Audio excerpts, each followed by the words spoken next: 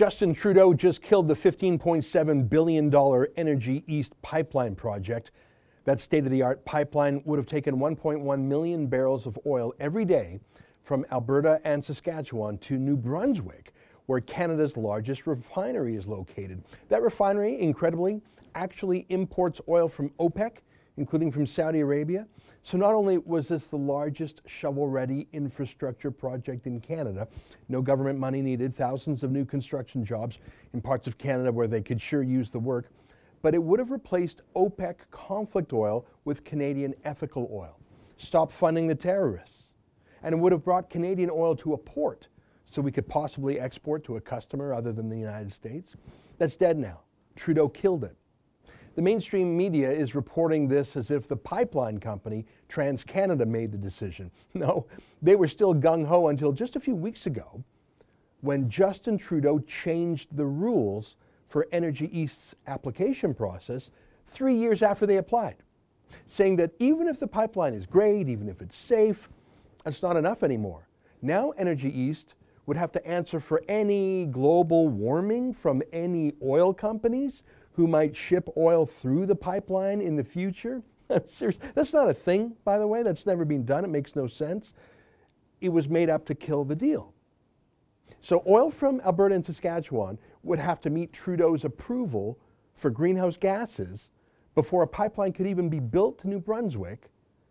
But those same standards would not be applied to Saudi oil coming into that refinery by ship, not to American oil, fracked in North Dakota, that comes into Canada by rail, like the oil train that exploded in Lac Mégantic in 2013. So foreign oil is exempt from Trudeau's new rules. The Liberals literally put more restrictions on Canadian oil than on American or OPEC oil imports. Trudeau treats Saudis better than he treats Western Canadians. He hates the West, just like his dad, Pierre Trudeau, did, who brought in the National Energy Program to destroy the oil and gas industry a generation ago.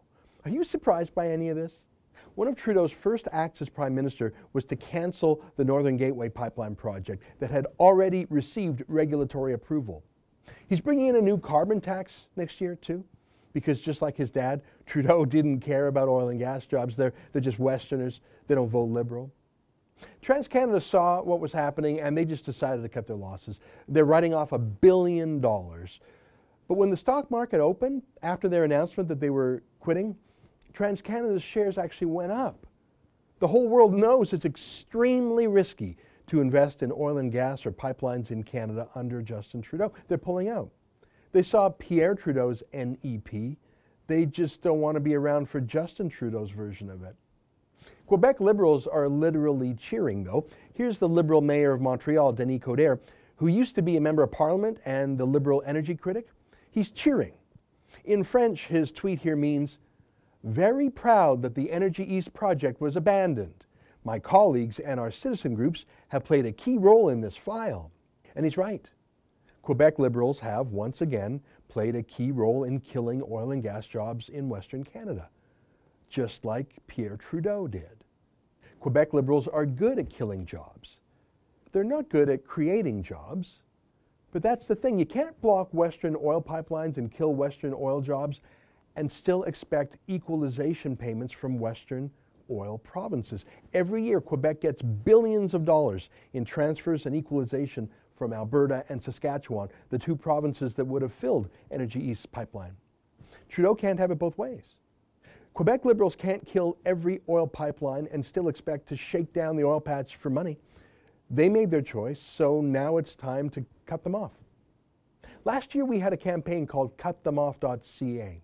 You might remember it. We put up billboards in Montreal, right across from their city hall, saying, "No Energy East, no oil money." We had a billboard that showed the Liberal decision to dump raw sewage into the St. Lawrence River. They obviously don't care about their own environment. And when our billboards were banned, we had a third billboard on the back of a truck saying that when the Liberals say no to Energy East, they're saying yes to Sharia oil from Saudi Arabia. But they didn't care about any of this. Well, if we have any self-respect, we have to care. We have to cut them off. So here's what we're doing at The Rebel. We're done talking to Quebec Liberals. They hate Western Canada, of course they do. So now we're launching a petition calling on all the political leaders of Alberta and Saskatchewan, of every party, to serve notice that they no longer accept the equalization formula and to demand that it be changed. No oil pipeline, no oil money. Rachel Notley, Brian Jean, Jason Kenney, Brad Wall of Saskatchewan, all the provincial politicians, they all have to tell Justin Trudeau that he's just killed the goose that lays the golden egg. No more golden eggs. We're going to run a billboard campaign across Alberta and Saskatchewan to this effect. Here's a mock-up of the billboard we've made this morning. We'll have identical bumper stickers too if you want to put one on your car to help spread the word. Hopefully the billboard companies won't ban us like they did in Montreal. Believe me, I'll tell you if they try to.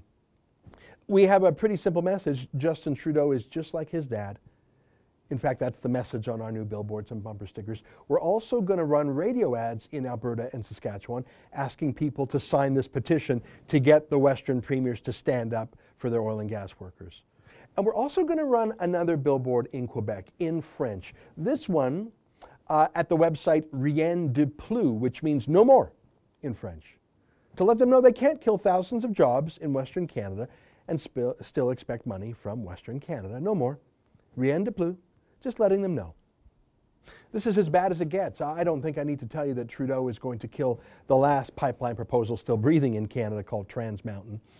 And the national carbon tax will be the final nail in the energy sector's coffin. But it's jubilation for Quebec Liberals. It's jubilation for the global warming extremists in Trudeau's cabinet. Alberta and Saskatchewan are being made have-not provinces. The tall poppies of Confederation are being cut down. There will be no relief until Trudeau is gone, just like his dad. But at least in the meantime, at least maybe the provinces can show some self-respect and stop paying billions of transfer funds to Quebec job killers. Please sign the petition at cutthemoff.ca. Help me press Rachel Notley and Brian Jean and Jason Kenney and Brad Wall and anyone else to demand that equalization formulas be changed, to cut them off. Sign our petition. I want to personally send a petition with tens of thousands of names on it to these Western politicians to try and get them to show a spine. And if you like this mock-up of a billboard that we've designed this morning, then please chip in.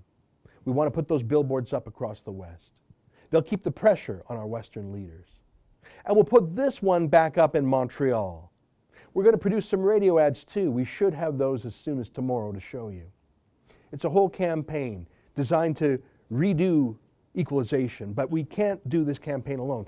Please go to cutthemoff.ca to sign the petition.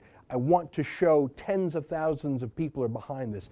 At that same page, cutthemoff.ca, you can also help chip into the billboard campaign and the radio campaign if you like them. Hundreds of thousands of men and women are now unemployed in Canada's oil patch. Quebec Liberals, they just killed thousands more jobs. We've got to cut them off. Visit cutthemoff.ca.